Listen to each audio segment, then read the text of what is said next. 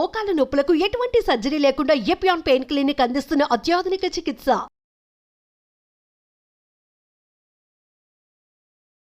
Hi hello నమస్తే welcome to our channel. So ఈ జనరేషన్లో ఆర్థరైటిస్ అనే సమస్య చాలా కామన్ అయిపోయింది. సో బేసిక్గా ఆయుర్వేదం ఏంటంటే పురాతన కాలం నుంచి వస్తున్న వైద్యం అని చెప్పుకుంటూ ఉంటాం. సో సింపుల్ హోమ్ రెమెడీస్ ద్వారా కూడా మనం ఆర్థరైటిస్ ప్రాబ్లమ్ని కంట్రోల్ చేసుకోవచ్చు అని చెప్తున్నారు. సో దాంట్లో ఒక ఎగ్జాంపుల్గా తీసుకుంటే తెల్ల సొన, గుడ్డు తెల్ల సొన, అలాగే అన్నము అండ్ జింజర్ పేస్ట్, ఈ మూడిటితోటి ఆర్థరైటిస్కి చెక్ పెట్టచ్చు అంటున్నారు. అది ఎలా సాధ్యమవుతుందో చెప్పడానికి ప్రెసెంట్ మనతో పాటు ఉన్నారు ప్రముఖ ఆయుర్వేద నిపుణులు డాక్టర్ చెలిమెల శ్రీనివాసరావు గారు ఉన్నారు. మరి సార్తో మాట్లాడి కంప్లీట్ డీటెయిల్స్ తెలుసుకుందాం. నమస్తే సార్. నమస్కారం అండి. సార్, జనరల్గా ఆర్థరైటిస్ అంటే ఏంటి? ఇది మోకాల నొప్పులు అనొచ్చా, లేకపోతే ఇంకేమైనా అదర్ టర్మినాలజీ అనొచ్చా? ఆర్థరైటిస్ అనే టర్మ్ అనేది ఇది ఏంటంటే ఒక జాయింట్ లో వచ్చే వాపుని మనం ఆర్థరైటిస్ గా కన్సిడర్ చేస్తాం. అంటే ఎక్కడైతే రెండు ఎముకలు కలుస్తుంటుందో ఆ జాయింట్ లో స్వెల్లింగ్ వచ్చేది. సో శరీరంలో ఎక్కడెక్కడ జాయింట్స్ లో ఉన్నా ఎక్కడ వాపు వచ్చినా దాన్ని ఆర్థరైటిస్ గా కన్సిడర్ చేస్తాం. అయితే పర్టికులర్ గా ఏంటంటే ఒక జాయింట్ కి ఒక పేరు ఇస్తాం. లైక్ మోకాల్లో చూస్తే దాన్ని osteo arthritis of knee joints అంటాం. అలానే స్పైన్ లో చూస్తే స్పాండిలైటిస్ అంటాం. ఇది కూడా ఒక రకమైన ఆర్థరైటిస్. ఇది కాకుండా బ్లడ్ లోనే యాంటీజెన్ ఉండి బాడీని ఇమ్యూన్ సిస్టమ్ తో రిలేటెడ్ ఉండేది రుమటైడ్ ఆర్థరైటిస్ అంటాం. సో బేసిక్ గా బ్రాడ్ వేలో చూస్తే ఏంటంటే ఎక్కడైతే ఎముక ఆ జాయింట్ లో వచ్చే వాపునే మనం ఆర్థరైటిస్ గా కన్సిడర్ చేస్తాం. ఓకే, అది ఎక్కడైనా కావచ్చు. అది ఇక్కడ ఫింగర్స్ లో ఎక్కడ జాయింట్ ఉంటే అక్కడ. ఇప్పుడు రుమటైడ్ ఆర్థరైటిస్ లో ఎక్కడ ఈవెన్ జాయింట్ అంటాం కదా, ఇక్కడ జాయింట్ లో కూడా వాపు వస్తుంది. అది రుమటైడ్ ఆర్థరైటిస్ లో కూడా చూస్తూ ఉంటాం. బట్ ఈ రోజు మనం కొంచెం మాట్లాడుకునేది అంటే ఆస్టియో ఆర్థరైటిస్, అంటే లిమిటెడ్ టు నీ జాయింట్స్. ఎందుకంటే చాలా ఎక్కువ మందికి మనం ఇవాళ రేపు 40 years లోనే ఈ మోకాలు అరిగిపోయాయి అని బికాస్ ఆఫ్ వేరియస్ రీజన్స్ వల్ల చూస్తుంటాం. కాబట్టి దాన్ని osteo arthritis of knee joints అంటాం. Okay, so coming to diagnosis sir, coming to వీళ్ళకి ఆర్థరైటిస్ అంటే జనరల్ గా పెయిన్స్ అవి ఒక్కటే ఉంటాయా, ఇంకా అదర్ సిమ్టమ్స్ ఏముంటాయి? సేమ్ జనరల్ ఇక్కడ ఏమవుతుంది అంటే ఆర్థరైటిస్ అంటే ఒక ఎముక అరిగింది, ఆ వాపు వచ్చిందంటే ఇది 1-2 రోజుల్లో జరిగే ప్రాసెస్ కాదు. మన శరీరము చాలా మటుకు అదే రిపేర్ చేసుకుంటుంది. దాంతో కానప్పుడే మనం లాస్ట్ సిమ్టమ్ నొప్పి అంటాం. బట్ జనరల్ గా చూస్తే, ప్రాక్టికల్ గా చూస్తే క్లినిక్స్ లో ఏంటంటే పేషెంట్ నొప్పి ఉన్నప్పుడే వస్తారు డాక్టర్ దగ్గరికి. అంటే నాకు చాలా నొప్పి ఉంది డాక్టర్ గారు అని. బట్ అప్పటికే ఏంటంటే మన శరీరం దాన్ని కరెక్ట్ చేసుకునే ప్రాసెస్ దాటిన తర్వాత, అది జాయింట్ డీజనరేషన్ అయిన తర్వాతనే ఆ లాస్ట్ సిమ్టమ్ నొప్పిగా చూస్తాం. సో జనరల్ గా ఈ సిమ్టమ్స్ అనేవి ఎలా ఉంటాయి అంటే ఒకటే ఒక దీనికి రూల్ ఏంటంటే మనం చేసే రెగ్యులర్ యాక్టివిటీస్, మనం రెగ్యులర్ పనుల్లో కూడా చాలా ఇబ్బంది పడుతూ చేస్తున్నామంటేనే మన శరీరం సహకరించట్లేదు. అంటే మీరు చూస్తే చూడండి, ఒక 10 అడుగులు వేసేసరికి అబ్బా నాకు మోకాలు నొప్పులు వస్తున్నాయి, నడుము నొప్పి వస్తుంది అంటారు. సో ఈ ఒక్క ఇబ్బందిని చూడగానే మనకు అర్థమైపోతుంది సంథింగ్ ఈ జాయింట్స్ లో ఏదో డీజనరేషన్ ఉంది అని. కానీ మనం తెలుసో తెలియకో కొన్ని రెస్ట్ తీసుకొని, ఒక ఓవర్ ద కౌంటర్ మెడిసిన్స్ తీసుకొని ఒక 1-2 years అలా మేనేజ్ చేస్తూ ఉండేసరికి అక్కడ ఉండాల్సిన కణజాలము, ఆ మృదులాస్థి అంటాం, అంటే ఆ మజిల్స్ ఇవన్నీ కూడా దెబ్బతిని అప్పుడు బోన్ అనేది డీజనరేట్ అవుతుంది.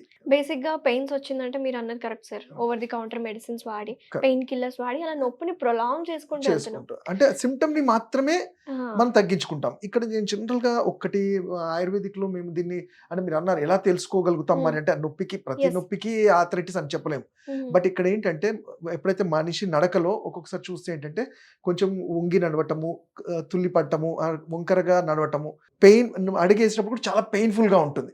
సో ఇవన్నిటి కూడా జనరల్ గా అది ఆర్థరైటిస్ కండిషన్స్ లో చూస్తుంటాము. బట్ ఇంకా ఈజీగా మనకి ఏంటంటే ఇప్పుడు రేపు ఉన్న మోడర్న్ టెక్నాలజీ ఎక్స్రేస్ చూస్తే ఇంకా క్లియర్ అయిపోతుంది. అవి కాకుండా కూడా ఎప్పుడైతే మోకాళ్ళు అబ్జర్వ్ చేస్తామో ముట్టుకుంటే పెయిన్ లాగా, వాపు లాగా కనబడుతుంటాయి. అయితే దీన్ని ఆయుర్వేదంలో ఈ నొప్పి అరుగుదల అనేది మనం ఎలా చూస్తాము అంటే, మీకు ఆయుర్వేద బేస్ అనేది ఏంటంటే మనకు తెలిసినట్టు వాత పైత్య కఫాల మీద ఉంటుంది.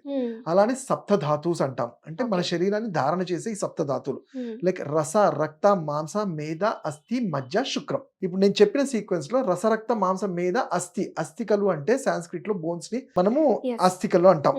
మరి ఒక పేషెంట్ మా దగ్గరకు వచ్చి డాక్టర్ గారు నాకు ఎముకలు అరిగాయి అంటే you are into 5th stage. మనం ఆ టైంలో ఏదో కాల్షియం సప్లిమెంట్స్, పెయిన్ కిల్లర్స్ ఇచ్చి అప్పటికప్పుడు దాన్ని తగ్గించగలుగుతాం. కానీ మీరు చూసుకుంటే మరి ఈ 4th stage వరకు వచ్చారు, 4th నుంచి 5th stage అంటే లింఫాటిక్ సిస్టమ్ కానీ బ్లడ్ సర్క్యులేటరీ సిస్టమ్ ఇవన్నీ దెబ్బతిన్న తర్వాతనే ఈ బోన్ సిస్టమ్ అనేది దెబ్బతింటుంది. ఫర్ ఎగ్జాంపుల్ ఇప్పుడు ఒక పేషెంట్ పెయిన్స్ తోనే వచ్చారు, నేను కూర్చుంటే లేవలేకపోతున్నా, వాష్‌రూమ్‌కి ప్రాబ్లమ్ ప్రాబ్లమ్ అవుతుంది. అయితుంది. రైట్. అంటే అప్పుడు వాళ్ళు ఏ స్టేజ్‌లో ఉన్నట్టు?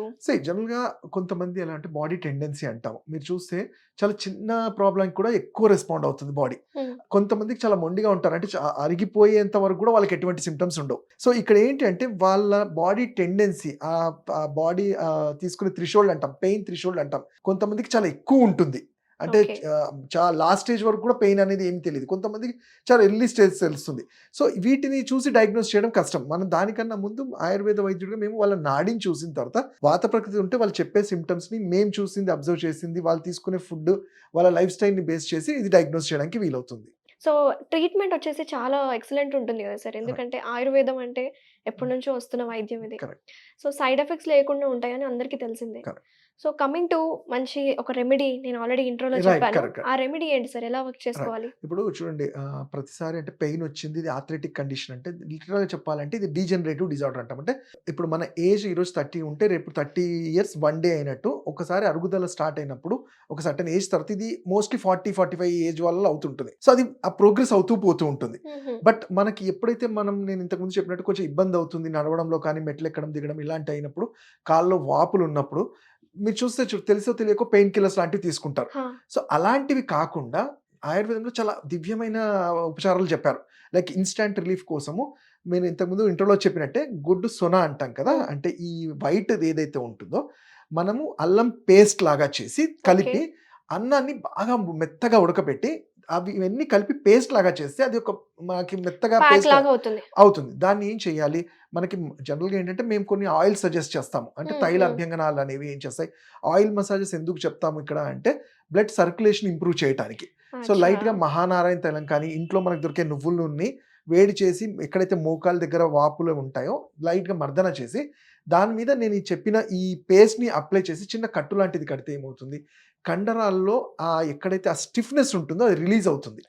అంటే ఓకే. మెయిన్‌గా ఇక్కడ కావాల్సింది ఏంటంటే ఫర్దర్‌గా ఇది ప్రొసీడ్ అవ్వకుండా ఉండాలంటే వాసోడైలేషన్. హ్మ్. వీలైనంత వరకు అక్కడ వెసల్స్‌లో బ్లడ్ సర్క్యులేషన్ ప్రాపర్‌గా అవ్వాలి. హుహు. మేము దాన్ని శ్రోత అవరోధం అంటాం. అంటే మనకు తెలుసు ఒక ఛానల్ బ్లాకేజ్ అయితే అక్కడ ఎలా మూవ్‌మెంట్ ఉండదు. అంటే ఒక పైప్‌లో ఎక్కడైతే బ్లాక్ ఉంటే అక్కడ మూవ్‌మెంట్ ఉండదో, అలా ఇక్కడ ఈ ఛానెల్స్, ఈ క్యాపిలరీ బ్లడ్ సెల్స్ ఆగిపోయి ఉంటాయి. ఓకే. ఎప్పుడైతే ఈ అన్నంలో ఉండే గుణం కానియండి, వాసోడైలేషన్ అలానే అల్లము పేస్ట్ అల్లం అనేది అందరికి తెలిసింది. ఇది it's a non steroidal anti inflammatory drug without it's side effects. హ్మ్. నిజంగా ఇన్‌స్టాంట్ రిలీఫ్ లాగా ఉంటుంది. సో ఇవి అండ్ గుడ్డులో ఉండే ఆ సొన కూడా ఇవన్నీ కూడా అక్కడ మళ్ళీ రీజనరేట్ చేయడానికి హెల్ప్ చేస్తాయి. సో ఇవి ఇది చాలా వర్క్ మటుకు అవుతుంది కదా! మంచిగా ఉంటుంది. ఇది చేయటం వల్ల ఇన్‌స్టాంట్ రిలీఫ్ ఉంటుంది. హుహు. అండ్ ఏంటంటే దానికి కారణం కూడా తెలుసుకొని ఆ లోపల ఔషధాలు అలానే ఆయుర్వేదంలో మేము చెప్పే పంచకర్మలు, పూర్వకర్మస్, జానుబస్తి కానియండి, హ్మ్. అలానే ఆహార వ్యవహారాలు అంటాము. అంటే ఎక్కువ ఫ్యాట్ ఉండే ఫుడ్స్ కాకుండా, వెయిట్‌ని మెయింటైన్ చేసుకుంటూ, వాతాహార ఫుడ్స్ కాకుండా మెయింటైన్ చేసుకోగలిగితే ఇది ఎంత ఎర్లీ స్టేజ్‌లో గుర్తిస్తామో అంత తొందరగా దాన్ని కట్టడి చేయడానికి అవుతుంది. Very nice sir. So treatment విషయానికొస్తే ఆయుర్వేదంలో ఎలాంటి ట్రీట్మెంట్స్ ఉన్నాయి?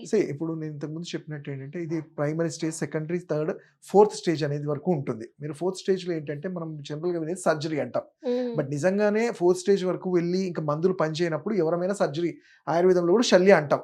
బట్ అన్నీ కూడా మనకు తెలిసి చూస్తూ వాటి ఫోర్త్ స్టేజ్ వరకు వెళ్ళే స్థితి చూస్తుంటాం. అలా కాకుండా మా ఆయుర్వేదంలో ముందే ఏంటంటే దీన్ని సంశోధనం అంటాం. అంటే మన బాడీలో పేరుకుపోయిన వాతాన్ని కట్టడి చేస్తే ఆటోమేటిక్‌గా వాతం అంటే ఇక్కడ ఏం లేదు. ఆ అరుగుదలను ఆపుతుంది శరీరంలో. ఓకే. అండ్ కమింగ్ టు ఆయుర్వేదాలో దీనికి ఏంటంటే కొన్ని పూర్వకర్మస్ చెప్పబడ్డాయి. అంటే ఎక్కడైతే మోకాలు ఉంటుందో అక్కడ ఆ కణజాలానికి, ఆ మజిల్స్‌కి ఆయిల్స్ లాగా ధారగా వేయటము, కొన్ని మందుల్ని పొట్లీలు చేయటము, హ్మ్. హ్మ్. ఇవి చేయటం వల్ల అక్కడ అరుగుదల అనేది అక్కడితో ఆగుతుంది. ఓకే. మన బాడీకి ఉండే ఒక గొప్పతనం ఏంటంటే మళ్ళీ రీజనరేట్ చేసుకునే కెపాసిటీ ఉంటుంది ఒక సర్టెన్ ఏజ్ వరకు. హ్మ్. సో మనము ఆ వే చూపెట్టగలిగితే మన బాడీ అనేది రీజనరేట్ చేసుకుంటుంది. ఓకే. అలానే కాల్షియం సప్లిమెంట్స్ ఇవన్నీ కూడా కాకుండా మన ఫుడ్‌లోని మునగాకు లాంటివి కానియండి, హ్మ్. హ్మ్. అలానే మనకి నువ్వులు కానీ, పాలు, ఆవు నెయ్యి ఇలాంటివి కూడా ఇంకా పిప్పలి ఇలాంటివి కూడా మనం ఫుడ్‌లో యాడ్ చేసుకోగలిగితే వాతంతో పాటు ఈ జాయింట్స్ కూడా అరగకుండా హెల్ప్ చేయగలుగుతుంది. Very nice sir. Thank you so much sir. నమస్తే.